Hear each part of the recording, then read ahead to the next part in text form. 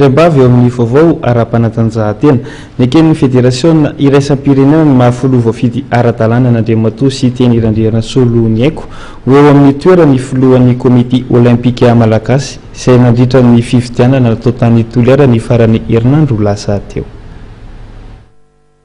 Nahazo fankatoavana avy amin'ny fédération iraisam-pirenena na ny CIO Andriamatoa sy teny irandrerana solo ny aiko ho eo amin'ny toerany mahafilohan'ny komité olympique malagasy azy.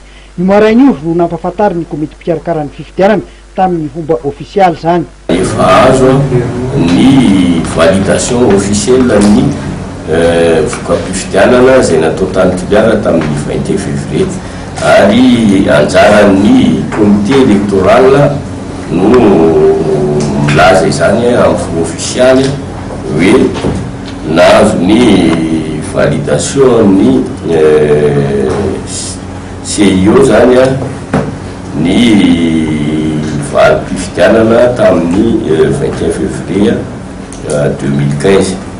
Filohan'ny fédération rehetra ny tena koa Andriamatoa sy teny irandrerana solo ny aiko ary vita izay ny fifidianana fa dia samy hibanjana ny fampandrosoana ao anatin'ny firaisan-kina isika rehetra. Ekipa vaovao fijery vaovao zany no hoentinay amin'ity olympiade efa taona manaraka ity izay fefa nambarako teo iny na fomba fitatanana an'io comité olympique io sy ny fomba fifandraisan'ny fédération rehetra zany amin'ny activité rehetra izay misy eto Madagasikara. Nambaran'ny filohan'ny komité olympique malagasy ihany fa ny lalao nonosy ny lara-pahamehana ho an'ny rehetra taorian'ny fahalaniny tao amin'izany fifidianana izany.